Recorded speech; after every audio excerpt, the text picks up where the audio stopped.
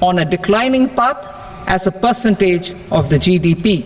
The roadmap for the next 6 years has been detailed in the FRBM statement. Revised estimates for 2024-25. The revised estimate of the total receipts other than borrowings is 31.47 lakh crore rupees, of which the net tax receipts are 7 lakh crore rupees. The revised estimate of the total expenditure is 47.16 lakh crore rupees, of which the capital expenditure is about 10.18 lakh crore rupees. The revised estimate of the fiscal deficit is 4.8% of the GDP. Budget estimates for 25-26. Coming to 25-26, the total receipts other than borrowings and total expenditure are estimated at 34.96 lakh crore rupees and 50.65 lakh crore rupees respectively. The net tax receipts are estimated at 28.37 lakh crore rupees. The fiscal deficit is estimated to be 4.4% of GDP. To finance the fiscal deficit, the net market borrowings from dated securities are estimated at 11.54 lakh crore. The balance financing is expected to come from small savings and other sources. The gross market borrowings are estimated at 14.82 lakh crore rupees. I will now move to Part B. Indirect taxes. My proposals relating to customs aim to rationalize tariff structure and address duty inversion. These will also support domestic manufacturing and value addition, promote exports, facilitate trade, and provide relief to common people. Rationalization of customs tariff structure for industrial goods. As a part of comprehensive review of customs rate structure announced in July 2024 budget, I propose to 1. Remove 7 tariff rates. This is over and above the 7 tariff rates removed in 23-24 budget. After this, there will be only 8 remaining tariff rates, including 0 rate. 2. Apply appropriate cess to broadly maintain effective duty incidence, except on a few items where such incidence will marginally. 3. Levy not more than 1 cess or surcharge. Therefore, I propose to exempt social welfare surcharge on 82 tariff lines that are subject to a cess. I shall now take up sector-specific proposals. To provide relief to patients, particularly those suffering from cancer, rare diseases, and other severe chronic diseases, I propose to add 36 life-saving drugs and medicines to the list of medicines fully exempted from basic custom duty.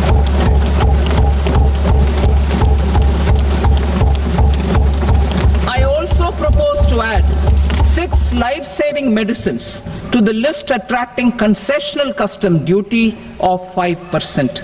Full exemption and concessional duty will also respectively apply on the bulk drugs for manufacture of the above.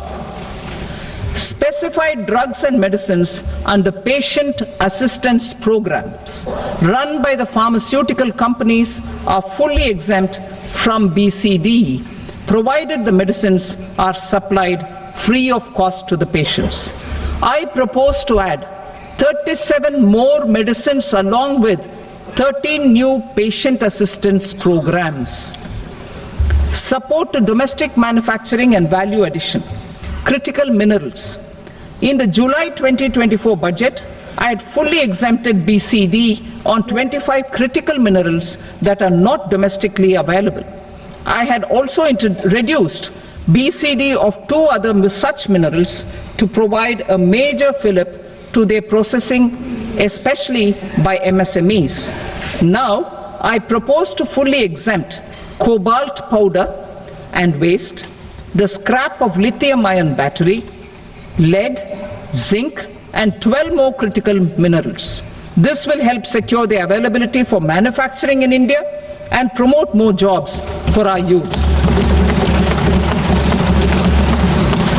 To promote domestic production of technical textile products such as agro-textiles, medical textiles, and geotextiles at competitive prices, I propose to add 2 more types of shuttle-less looms to the list of fully exempted textile machinery. I also propose to revise the BCD rate on knitted fabrics covered by 9 tariff lines from 10 or 20 to 20% or 115 rupees per kg, whichever is higher. Electronic goods. In line with our Make in India policy and to rectify inverted duty structure, I propose to increase the BCD on interactive flat panel display from 10% to 20% and reduce the BCD to 5% on open cell and other components. In 23-24 budget, for the manufacture of open cells of LCD, LED TVs, I had reduced the BCD on parts of open cells from 5% to 2.5%. To further boost the manufacture of such open cells, the BCD on these parts will now stand exempted. Lithium-ion battery. To the list of exempted capital goods, I propose to add 35 additional capital goods for EV battery manufacturing and 28 additional capital goods for mobile phone battery manufacturing. This will boost domestic manufacture of lithium-ion batteries, both for mobile phones and for electric vehicles. Shipping sector. Considering that shipbuilding has a long gestation period, I propose to continue the exemption of BCD on raw materials, components, consumables, or parts for the manufacture of ships for another 10 years.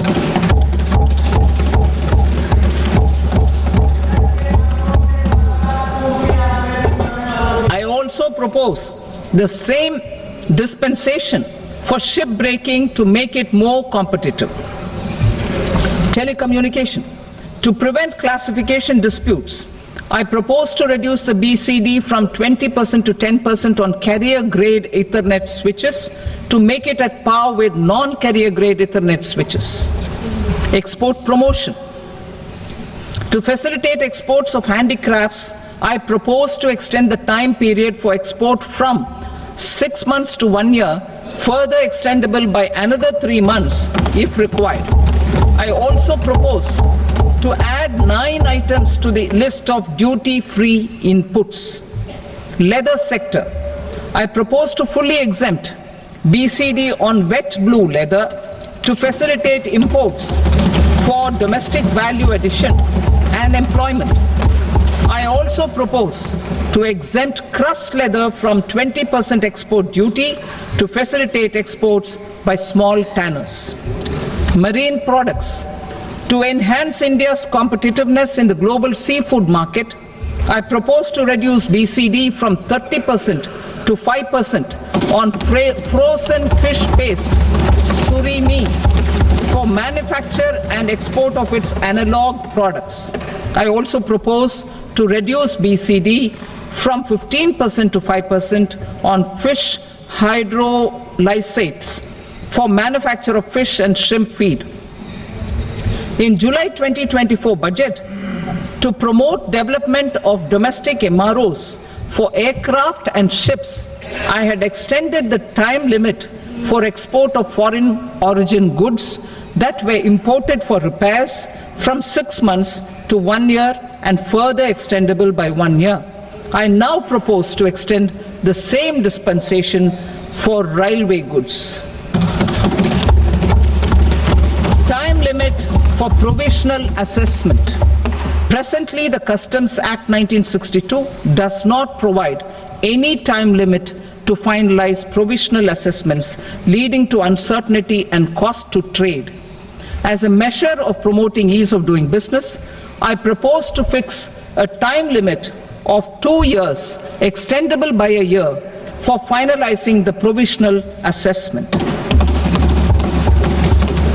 I propose to introduce a new provision that will enable importers or exporters, after clearance of goods, to voluntarily declare material facts and pay duty with interest but without penalty. This will incentivize voluntary compliance. However, this will not apply in cases where department has already initiated audit or investigation proceedings. For industry to better plan their imports, I propose to extend the time limit for the end use of imported inputs in the relevant rules from 6 months to 1 year. This will provide operational flexibility in view of cost and uncertainty of supply. Further, such importers will now have to file only quarterly statements instead of a monthly statement.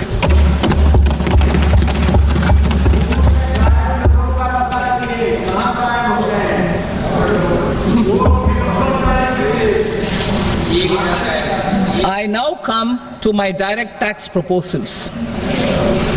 In Part A, I have briefly underlined taxation reforms as one of key reforms to realize our vision of Vikasit Bharat.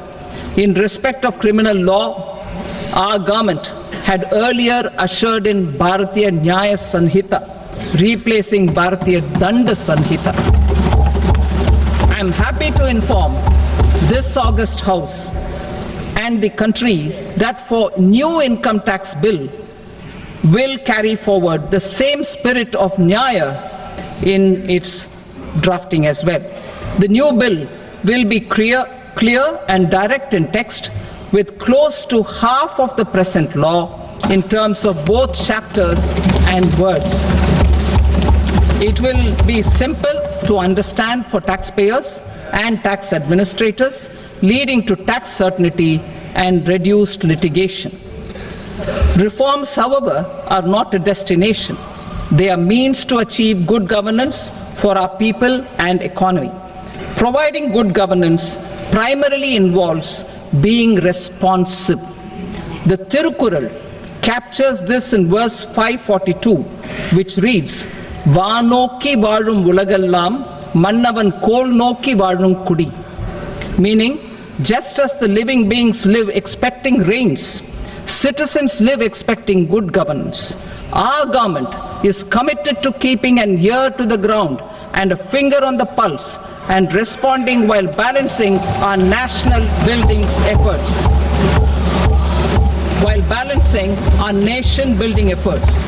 The following measures will detail just how our government will, under the guidance of PM Modi, has taken steps to understand and address. I repeat that sentence, sir. The following measures will detail just how our government, under the guidance of PM Modi, has taken steps to understand and address the needs voiced by our citizens. My tax proposals are guided by this spirit. The objectives of my proposals are as follows. Personal income tax reforms with special focus on middle class. Rationalization of TDS and TCS for easing difficulties. Encouraging voluntary compliance. Reducing compliance burden. Ease of doing business, employment and investment. I will come to my proposal on personal income tax towards the end. TDS and TCS, rationalization for easing difficulties. I propose to rationalize tax deduction at source, TDS, by reducing the number of rates and thresholds above which TDS is deducted. Further, threshold amounts for tax deduction will be increased for better clarity and uniformity. The limit for tax deduction on interest for senior citizens is being doubled from the present 50,000 rupees to 1 lakh rupees.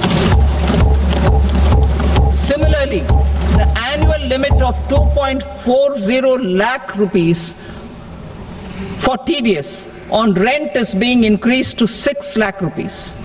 This will reduce the number of transactions liable to TDS, thus benefiting small taxpayers receiving small payments. The threshold to collect tax at source, the TCS, on remittances under RBI's liberalized remittance scheme, the LRS, is proposed to be increased from 7 lakh to 10 lakhs.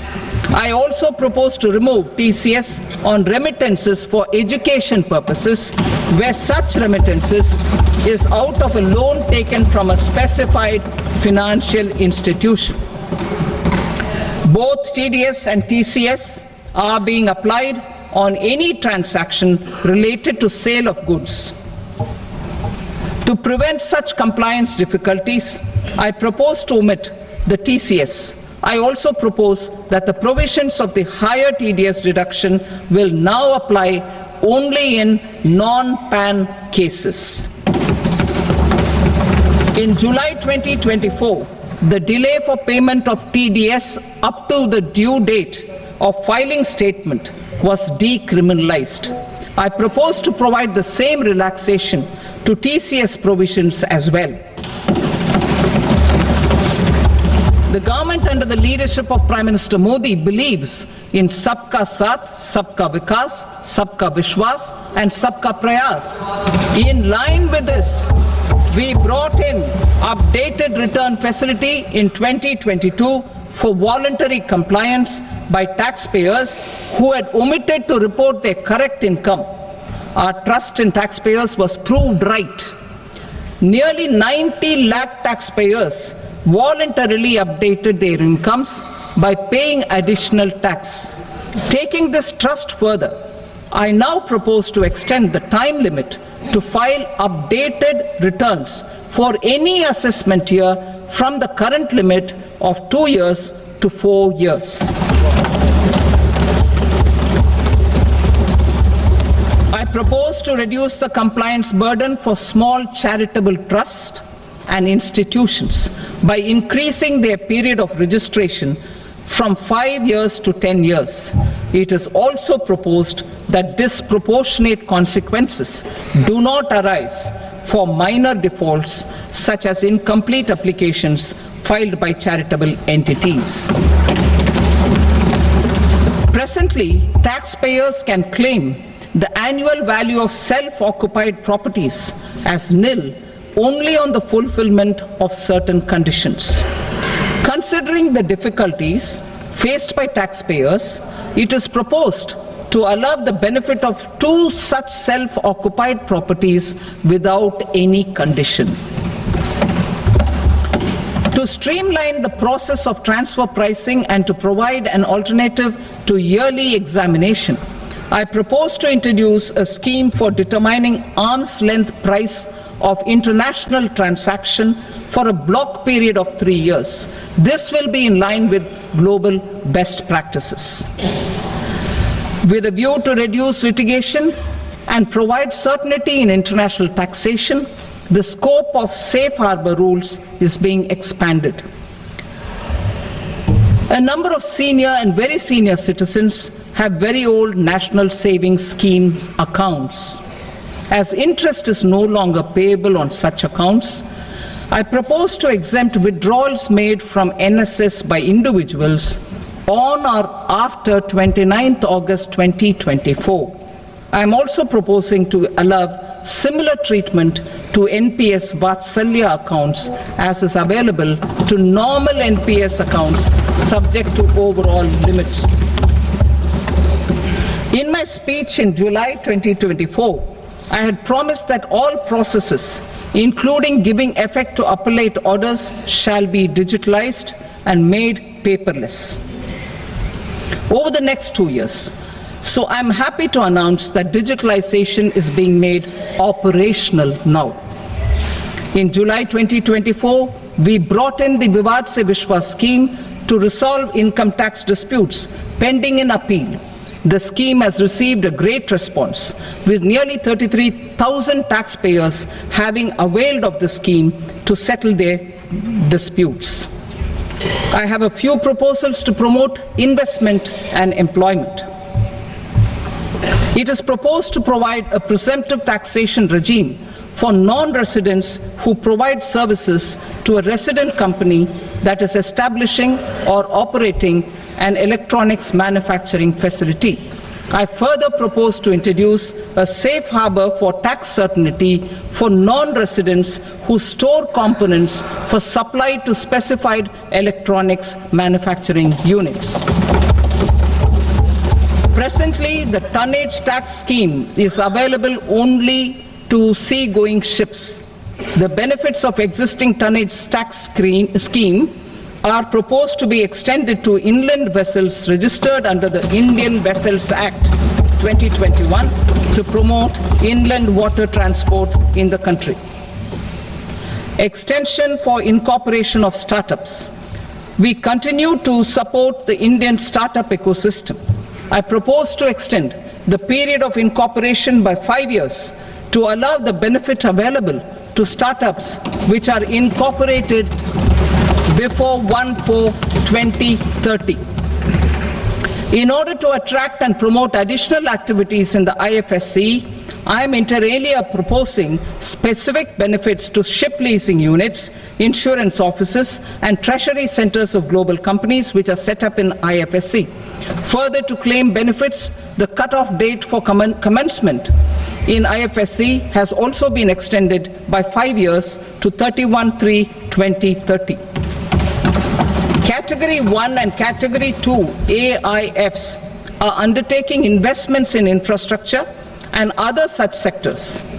I propose to provide certainty of taxation to these entities on the gains from securities, to promote funding from sovereign wealth funds and pension funds to the infrastructure sector. I propose to extend the date of making an investment by 5 more years up to 31st March 2030.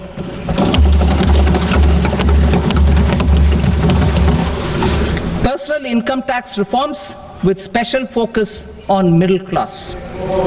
Democracy, demography, and demand are the key support pillars in our journey towards Vikasit Bharat. The middle class provides strength for India's growth. This government, under the leadership of Prime Minister Modi, has always believed in the admirable energy and ability of the middle class in nation building.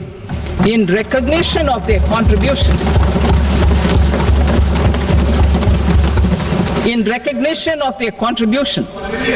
we have periodically reduced their tax burden. Right after 2014, the nil tax slab was raised to 2.5 lakhs of rupees, which was further raised to 5 lakh rupees in 2019 and to 7 lakh rupees in 2023. This is reflective of our government's trust on the middle class taxpayers. I am now happy to announce that there will be no income tax payable up to income of 12 lakh rupees.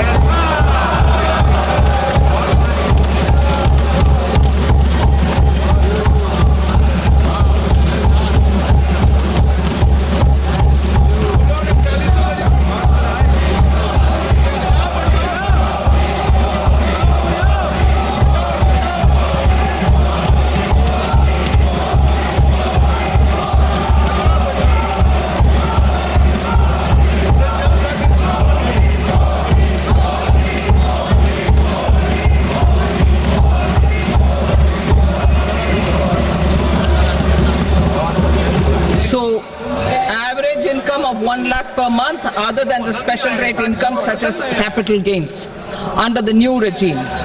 This limit will be 12.75 lakh for salaried taxpayers due to the standard deduction of 75,000.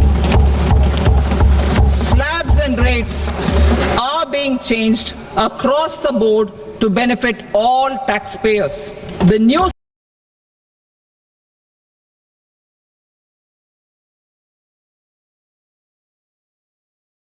structure will substantially reduce the taxes of the middle class and leave more money in their hands.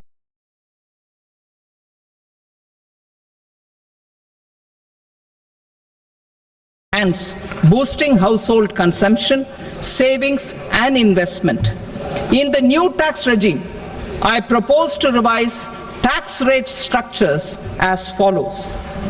0 to 4 lakh rupees nil, 4.8 lakh rupees to 4 to 8 lakh rupees 5%, 8 to 12 lakh rupees 10%, 12 to 16 lakh rupees 15%, 16 to 20 lakh rupees 20%, 20 to 24 lakh rupees 25%, and above 24 lakh rupees 30%.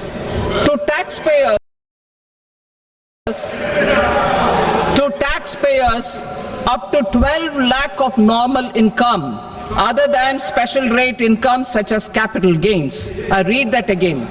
To taxpayers up to 12 lakh of income other than special rate income such as capital gains, tax rebate is being provided in addition to the benefit due to slab rate reduction in such a manner that there is no tax payable by them. The total tax benefit of slab rate changes and rebate at different income levels can be illustrated with a few examples. A taxpayer in the new regime with an income of 12 lakh rupees will get a benefit of 80,000 rupees in tax, which is 100% of tax payable as per the existing rates. A person having income of 18 lakh rupees will get a benefit of 70,000 rupees in tax, that is 30% of tax payable as per existing rates. A person with an income of 25 lakh gets a benefit of 1,10,000 rupees, that is 25% of his tax payable as per existing rates. Details of my tax proposals are given in the annexure. As a result of these proposals, Honorable Speaker, sir, revenue of about 1 lakh crore in direct taxes and 2,600 crores in indirect taxes will be foregone. Mr. Speaker, sir, with this, I commend the budget to this august House.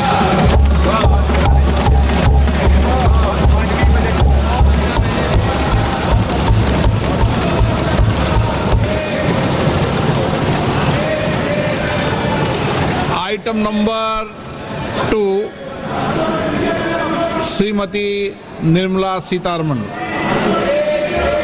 Sir, with your permission, I rise to lay on the table the following statements under Section 3(1) of the Fiscal Responsibility and Budget Management Act 2003. Medium-term fiscal policy cum fiscal policy strategy statement and macroeconomic framework statement. Item number 3, Srimati Nirmala Sitharaman. Sir, with your permission, I rise to move for leave to introduce the Finance Bill 2025. प्रश्न ये है कि विधेयक को पुनर्स्थापित करने की अनुमति प्रदान की जाए।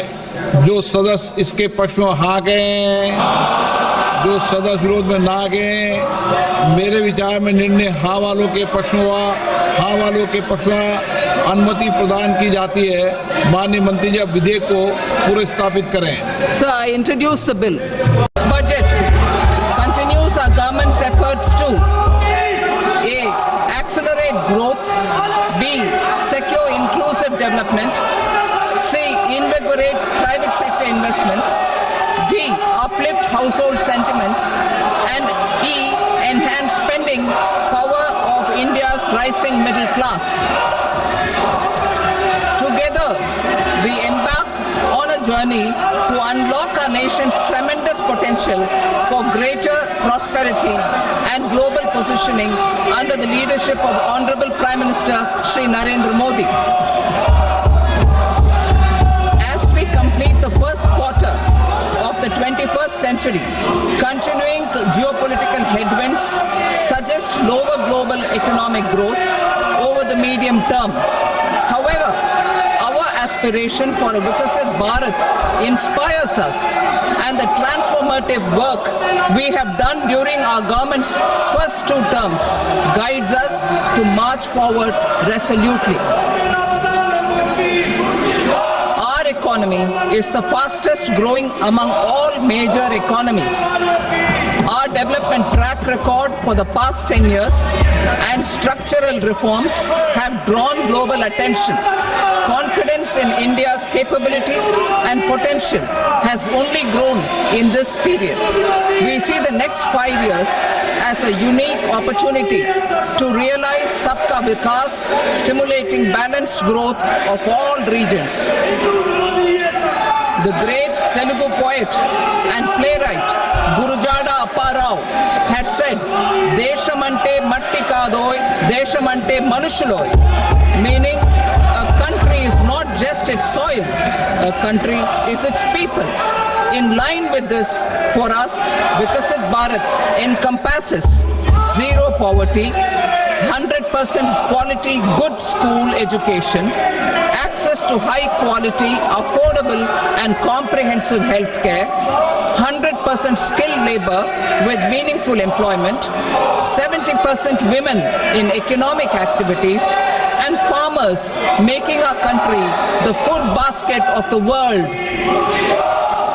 In this budget, the proposed development measures span 10 broad areas focusing on Garib, youth, Annadata and Nari, spurring agricultural growth and productivity, building rural prosperity and resilience, taking everyone together on an inclusive growth path, boosting manufacturing and furthering Make in India, supporting MSMEs, enabling employment-led development, investing in people, economy and innovation, securing energy supplies, promoting exports and nurturing innovation. For this journey of development, our four powerful engines are agriculture, MSME, investments and exports. The fuel, our reforms, our guiding spirit, inclusivity, and the destination, Vikasit Bharat. This budget aims to initiate transformative reforms across 6 domains.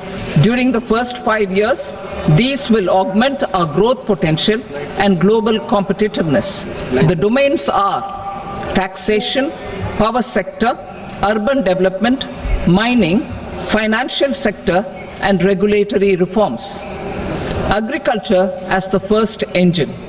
Now I move to specific proposals, beginning with agriculture as the first engine.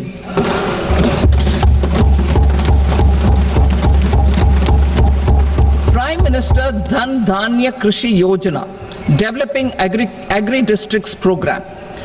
Motivated by the success of the aspirational district program, our government will undertake a Prime Minister Dhan Dhanya Krishi Yojana in partnership with states. Through the convergence of existing schemes and specialized measures, the program will cover 100 districts with low productivity, moderate crop intensity, and below average credit parameters. It aims to 1. Enhance agricultural productivity, 2. Adopt crop diversification and sustainable agricultural practices, 3. Augment post-harvest storage at the panchayat and block level, 4. Improve irrigation facilities, and 5. Facilitate availability of long-term and short-term credit. This program is likely to help 1.7 crore farmers. Building rural prosperity and resilience. A comprehensive multi-sectoral rural prosperity and resilience program will be launched in partnership with the states. This will address underemployment in agriculture through skilling, investment, technology, and invigorating the rural economy. The goal is to generate ample opportunities in rural areas so that migration is an option but not a necessity. The program will focus on rural women, young farmers, rural youth, marginal and small farmers, and landless families. The details are in Annexure A. Domestic best practices will be incorporated and appropriate technical and financial assistance will be sought from multilateral development banks. In phase 1, 100 developing agri-districts will be covered. Atmanirbharta in pulses. Our government is implementing the National Mission for Edible Oil Seed for achieving Atmanirbharta in edible oils. Our farmers have the capability to grow enough for our needs and more. 10 years ago, we made concerted efforts and succeeded in achieving near self-sufficiency in pulses. Farmers responded to the need by increasing the cultivated area by 50%, and government arranged for procurement and remunerative prices. Since then, with rising incomes and better affordability, our consumption of pulses has increased significantly.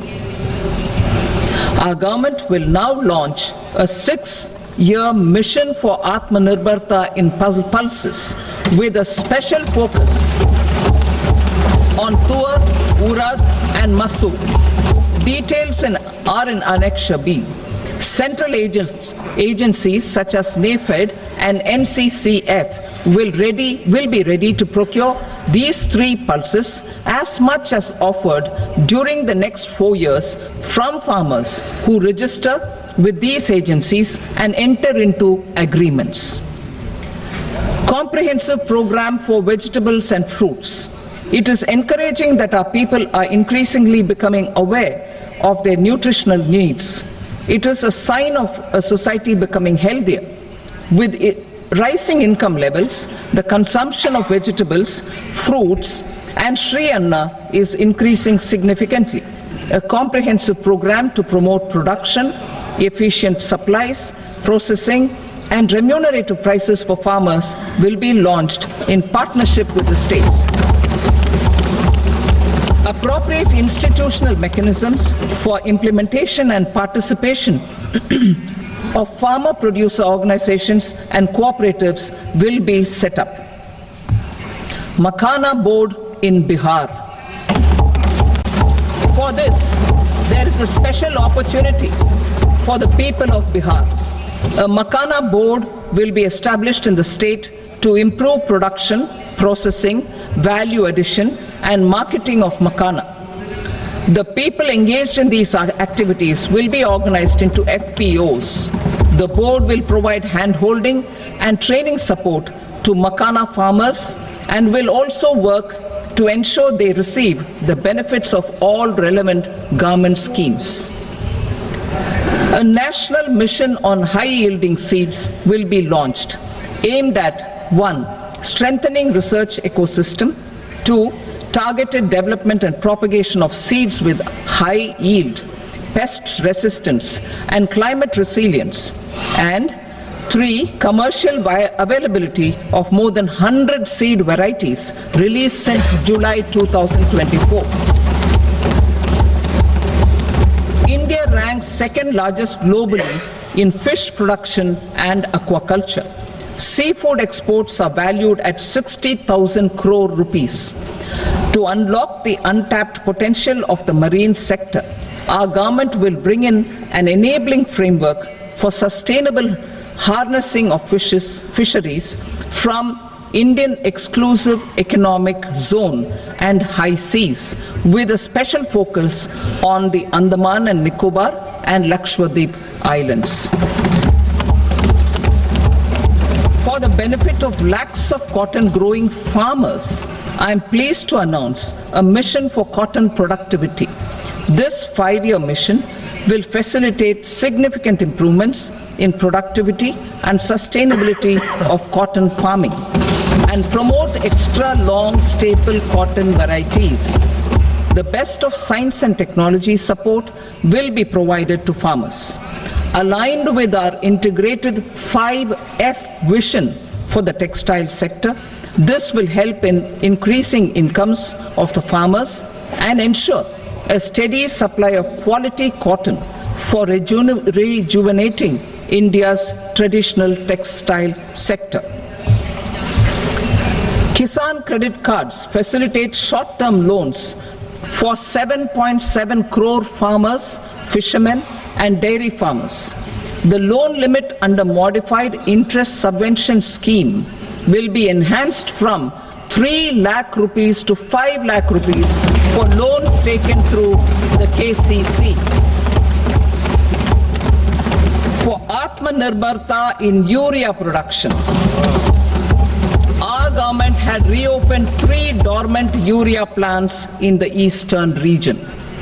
To further augment urea supply, a plant with annual capacity of 12.7 lakh metric tons will be set up at Namrup in Assam.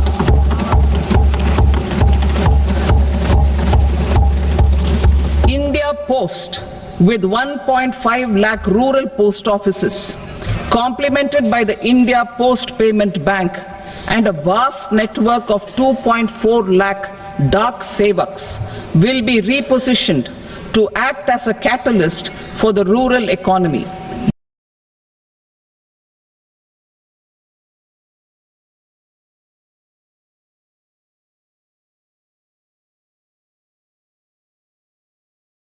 Details are at Annexure C. India Post will also be transformed as a large public logistics organization.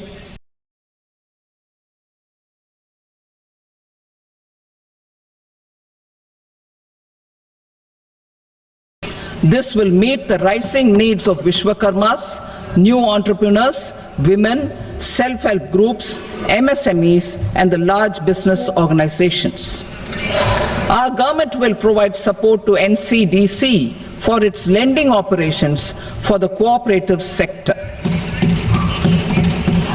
MSMEs as the second engine. Now I move to MSMEs as the second engine, which encompasses manufacturing and services with a focus on MSMEs numbering 5.7 crores. Currently, over 1 crore registered MSMEs, employing 7.5 crore people and generating 36% of our manufacturing, have come together to position India as a global manufacturing hub. With their quality products, these MSMEs are responsible for 45% of our exports. To help them achieve higher efficiencies of scale, technological upgradation, and better access to capital, the investment and turnover limits for classification of all MSMEs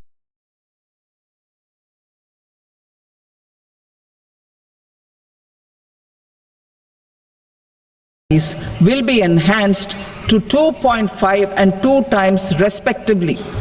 This will give them the confidence to grow and generate employment for our youth. The details are given in Annexure D. To improve access to credit, the credit guarantee cover will be enhanced. First, for micro and small enterprises from 5 crore to 10 crore rupees, leading to additional credit of 1.5 lakh crores in the next 5 years. Second, for startups from 10 crore rupees to 20 crore rupees, with the guarantee fee being moderated to 1% for loans in 27 focus sectors which are important for Atmanirbhar Bharat. And for well-run exporter MSMEs, for term loans up to 20 crore rupees. Also for the micro enterprises, we will introduce customized credit cards with a 5 lakh rupee limit for micro enterprises registered on Udyam portal. In the first year, 10 lakh such cards will be issued. Fund of funds for startups.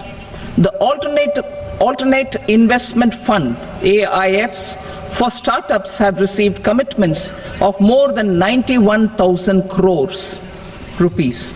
These are supported by the fund of funds set up with the Government of India's contribution of 10,000 crore rupees. Now, a new fund of funds with expanded scope and a fresh contribution of another 10,000 crore rupees will be set up. A new scheme will be launched for 5 lakh women, scheduled castes and scheduled tribes, first-time entrepreneurs. This will provide term loans up to 2 crore rupees during the next 5 years. The scheme will incorporate lessons from the successful Stand Up India scheme. Online capacity building for entrepreneurship and managerial skills will also be organized. Measures for labor-intensive sectors. To promote employment and entrepreneurship opportunities in labor-intensive sectors, our government will undertake specific policy and facilitation measures. To enhance the productivity, quality and competitiveness of India's footwear and leather sector, a focused product scheme will be implemented. The scheme will support design capacity, component manufacturing and machinery required for production of non-leather quality footwear, besides the support for leather footwear and products. The scheme is expected to facilitate employment for 22 lakh persons, generate over 4 lakh crore rupees and exports of over 1.1 lakh crore rupees. Measures for the toys sector. Building on the National Action Plan for Toys, we will implement a scheme to make India a global hub for toys. The scheme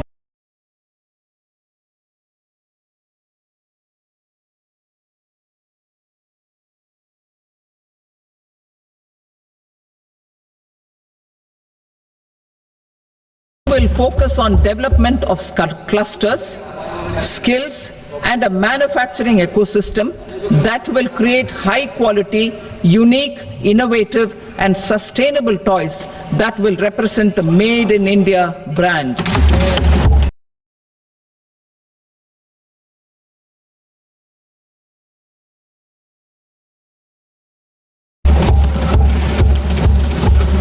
Support for food processing. In line with our commitment towards Purvodaya, we will establish a National Institute of Food Technology, Entrepreneurship and Management in Bihar. The institute will provide a strong fillip to food processing activities in the entire eastern region. This will result in 1. Enhanced income for the farmers through value addition to their produce, and 2. Skilling entrepreneurship and employment opportunities for the youth. Manufacturing mission, furthering Make in India.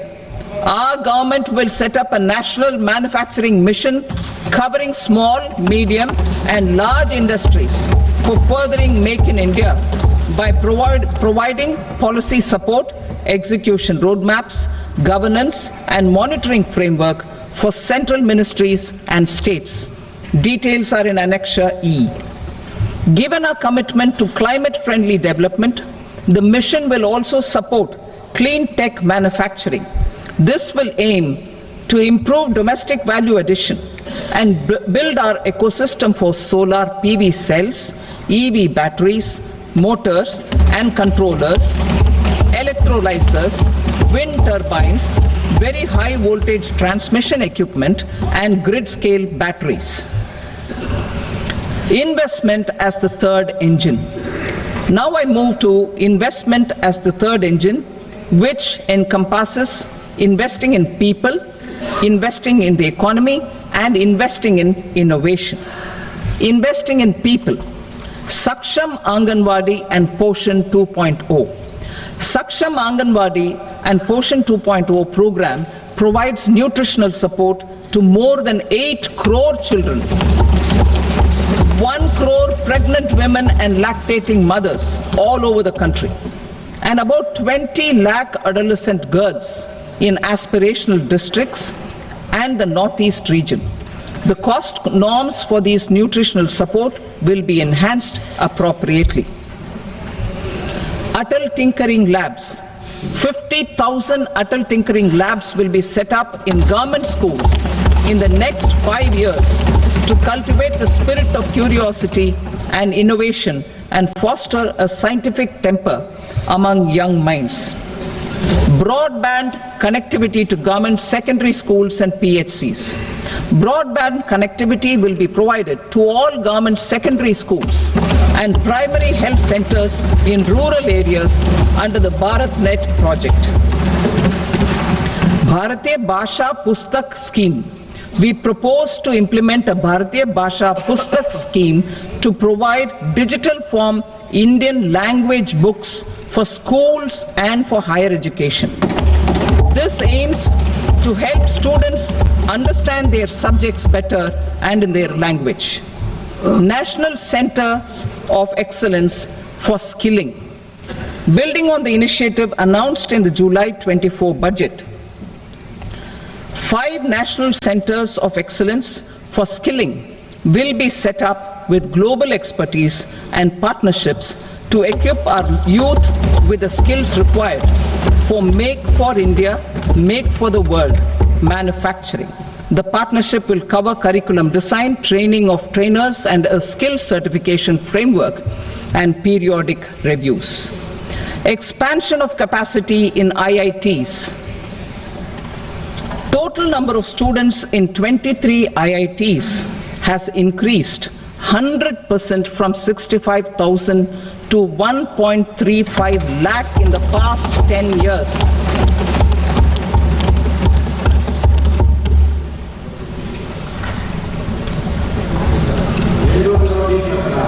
Additional infrastructure will be created in the 5 IITs started after 2014 to facilitate education for 6,500 more students.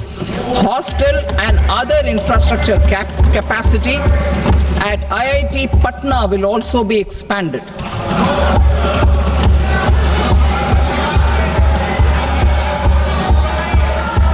Center of Excellence.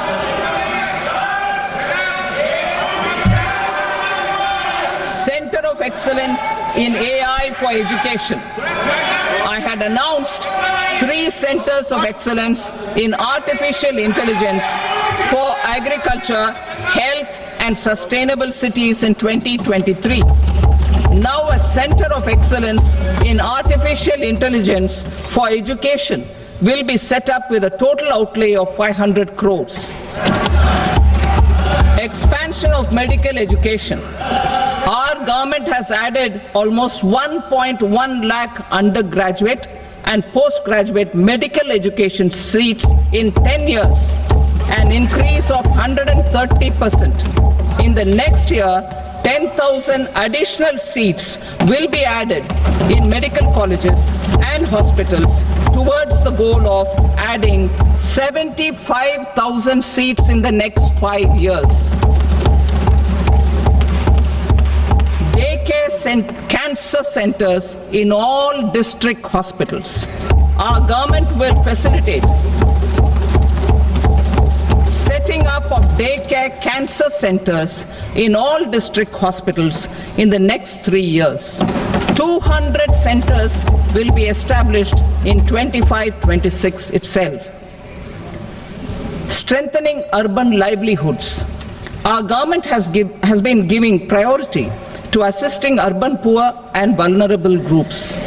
A scheme for socio-economic upliftment of urban workers will be implemented to help them improve their incomes, have sustainable livelihoods, and a better quality of life. PM Swanidhi scheme has benefited more than 68 lakh street vendors, giving them respite from high-interest informal sector loans. Building on this success, the scheme will be revamped with enhanced loans from banks, UPI-linked credit cards with 30,000 rupees limit, and capacity building support. Social Security Scheme for welfare of online platform workers. Gig workers of online platforms provide great dynamism to the new age services economy. Recognizing their contribution, our government will arrange for their identity cards and registration on the e-Shram portal.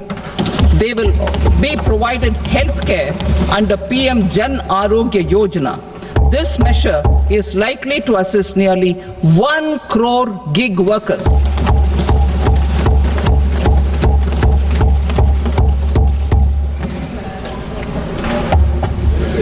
Investing in the economy. Public-private partnership in infrastructure. Each infrastructure-related ministry will come up with a 3-year pipeline of projects that can be implemented in PPP mode. States will also be encouraged to do so and can seek support from the India Infrastructure Project Development Fund, which is a scheme to prepare PPP proposals. Support to states for infrastructure. An outlay of 1.5 lakh crore is proposed for the 50-year interest-free loans to states for capital expenditure and incentives for reforms. Building on the success of the first asset monetization plan announced in 2021, the second plan for 2025 to 30 will be launched to plow back capital of 10 lakh crore in new projects. Regulatory and fiscal measures will be fine-tuned to support the plan. Jal Jeevan Mission. Since 2019, 15 crore households representing 80% of India's rural population have been provided access to portable tap water connections.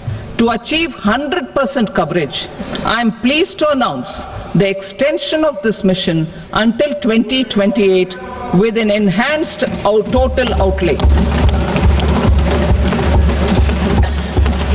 The mission's focus will be on the quality of infrastructure and O&M of rural piped water supply schemes through Jan Bhagidari. A separate MOU or separate MOUs will be signed with the states and union territories to ensure sustainability and citizen-centric water services delivery. Urban sector reforms. Building on the July budget proposals, urban sector reforms related to governance, municipal services, urban land and planning will be incentivized. Urban Challenge Fund. The government will set up an urban challenge fund of 1 lakh crore rupees to implement the proposals for cities as growth hubs, creative redevelopment of cities, and for water and sanitation purposes announced in the July budget. This fund will finance up to 25% of the cost of bankable projects, with a stipulation that at least 50% of the cost is funded from bonds, bank loans and PPPs. An allocation of 10,000 crore is proposed in 2025-26. Power sector reforms.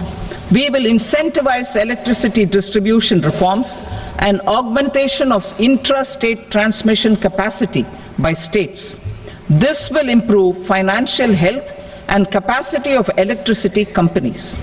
Additional borrowing of 0.5% of GSDP will be allowed to states contingent on these reforms.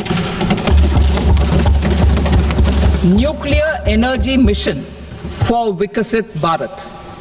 Development of at least 100 gigawatt of nuclear energy by 2047 is essential for our energy transition efforts. For an active partnership with the private sector towards this goal, amendments to the Atomic Energy Act and the Civil Liability for Nuclear Damage Act will be taken up. A nuclear energy mission for research and development of small modular reactors with an outlay of 20,000 crore will be set up. At least 5 indigenously developed small modular reactors will be operationalized by 2033. Shipbuilding. The shipbuilding financial assistance policy will be revamped to address cost disadvantages This will also include credit notes for shipbreaking in Indian yards to promote the circular economy. Large ships above a specified size will be included in the infrastructure harmonized master list.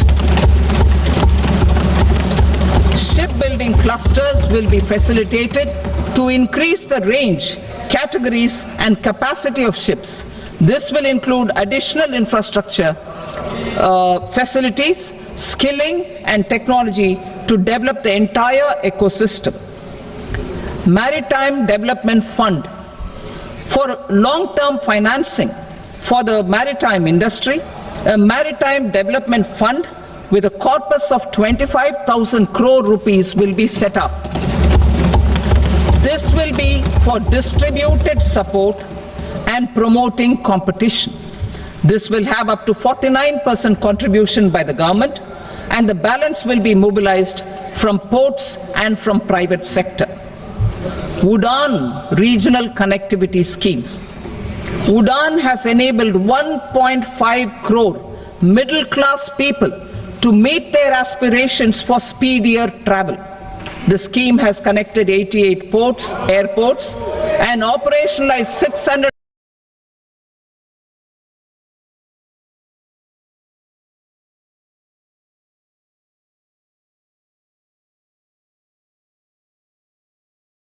19 routes. Inspired by that success, a modified UDAN scheme will be launched to enhance regional connectivity to 120 new destinations and carry 4 crore passengers in the next 10 years. 4 crore additional passengers in the next 10 years. The scheme will also support helipads and smaller airports in hilly, aspirational and northeast regional districts. Greenfield airports will be facilitated in Bihar to meet the future needs of the state. These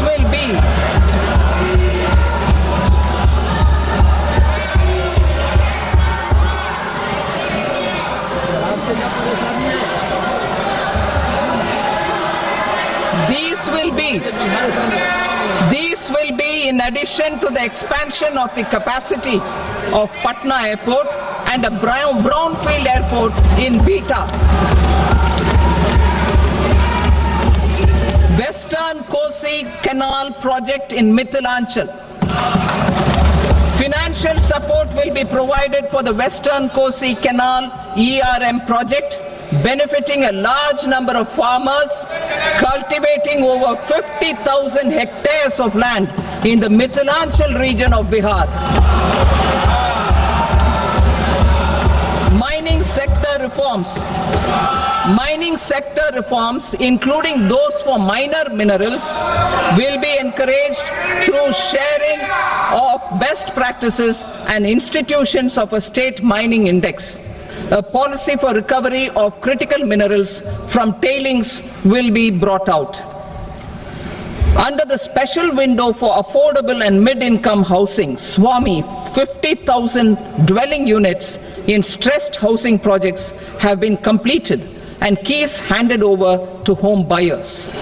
Another 40,000 units will be completed in 2025, further helping middle-class families who were paying EMIs on loans taken for apartments while also paying rent for their current dwellings. Building on this success, SWAMI Fund 2 will be established as a blended finance facility with contribution from the government, banks and private investors. This fund of 15,000 crore rupees will aim for expeditious completion of another 1 lakh units. PM Gati Shakti data for private sector. For furthering PPPs and assisting the private sector in project planning, access to relevant data and maps from the PM Gati Shakti portal will be provided. Tourism for employment-led growth. top 50 tourist destination sites in the country will be developed in partnership with states through a challenge mode. Land for building key infrastructure will have to be provided by the states. Hotels in these destinations will be included in the infrastructure harmonized list. The following measures will be taken for facilitating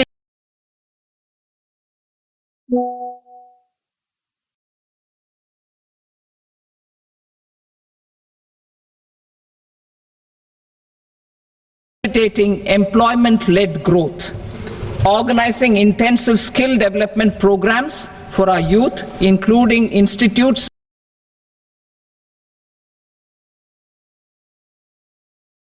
of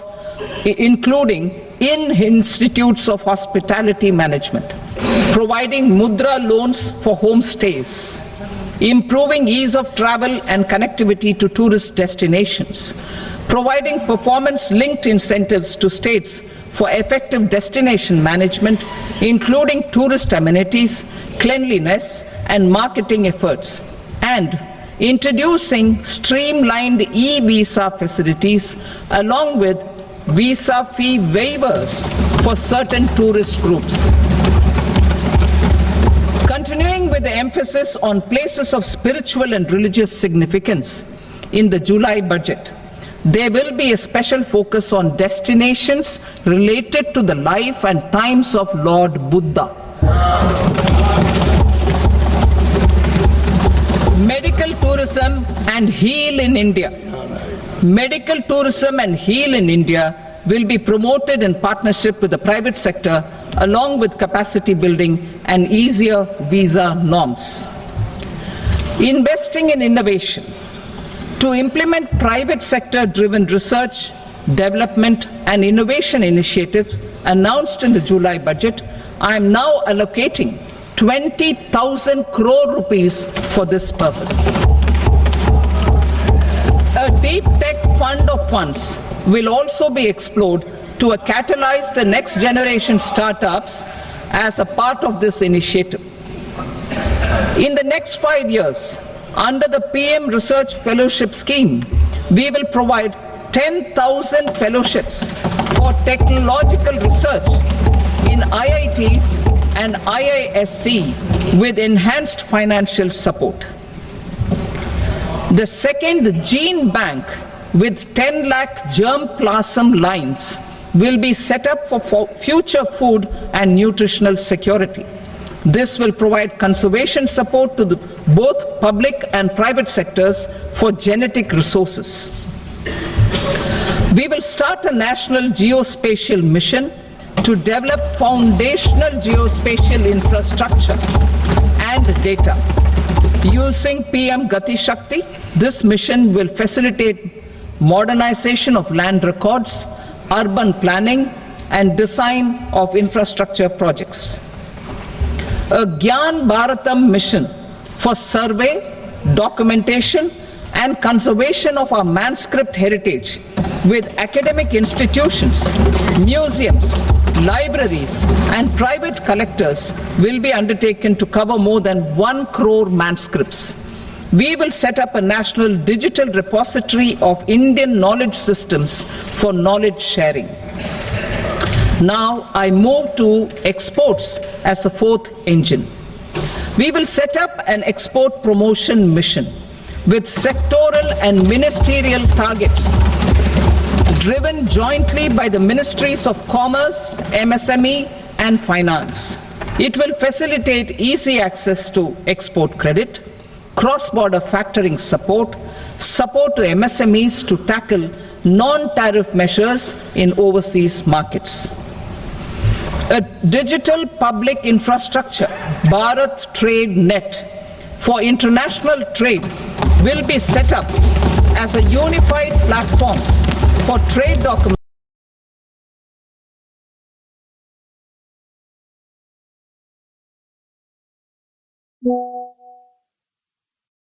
documentation and financing solutions.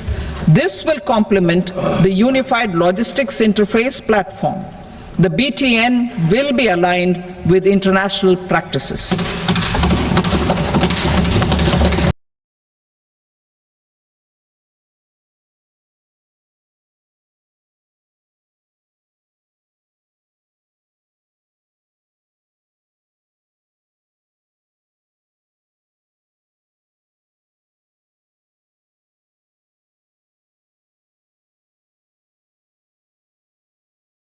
Support will be provided to develop domestic manufacturing capacities for our economy's integration with global supply chains. Sectors will be identified based on objective criteria. Facilitation groups with participation of senior officers and industry representatives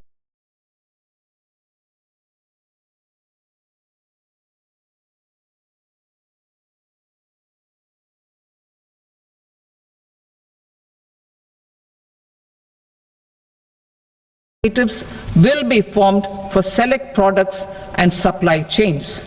Through this, there are huge opportunities related to Industry 4.0,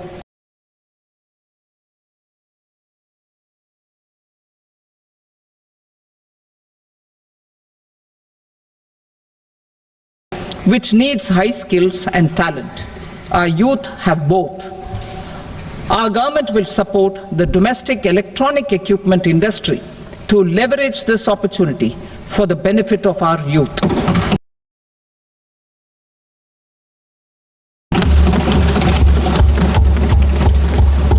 A national framework will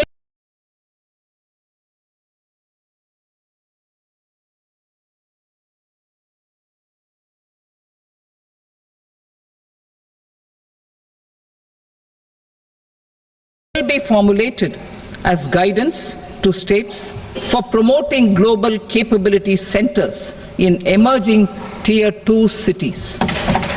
This will suggest measures for enhancing availability of talent and infrastructure, building bylaw reforms, and mechanisms for collaboration with industry. Our government will facilitate upgradation of infrastructure and warehousing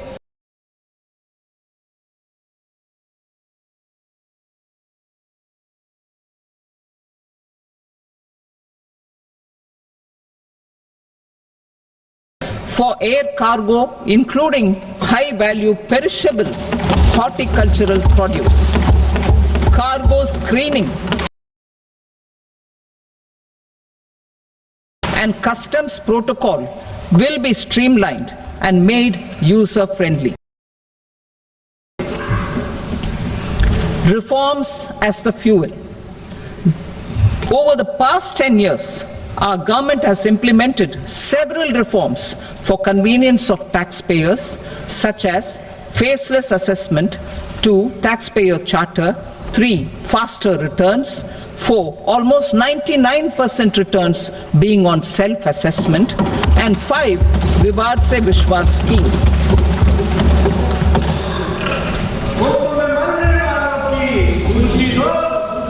Continuing these efforts, I reaffirm the commitment of the tax department to trust first,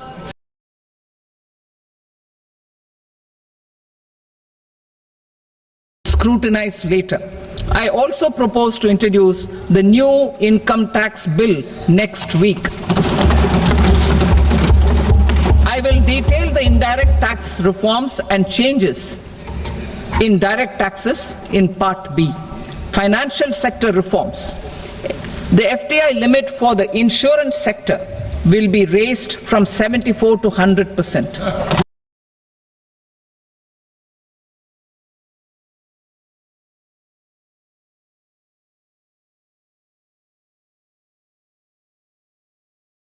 This enhanced limit will be available for those companies which invest the entire premium in India. The current guardrails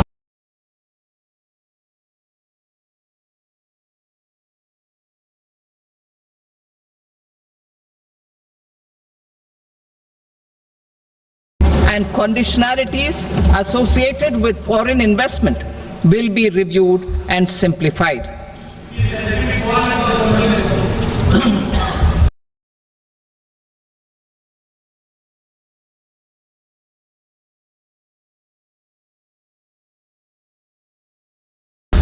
The services of India Post Payment Bank will be deepened and expanded in rural areas. NABFID will set up a partial credit enhancement facility for corporate bonds for infrastructure. Public sector banks will develop Grameen Credit Score framework to serve the credit needs of SHG members and people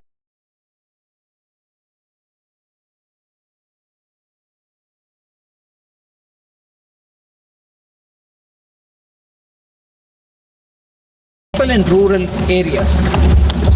A forum for regulatory coordination and development of pension products will be set up.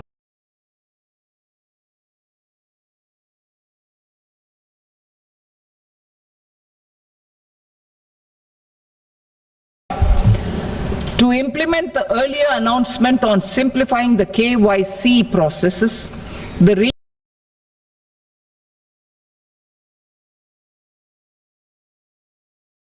revamped central KYC registry will be rolled out in 2020.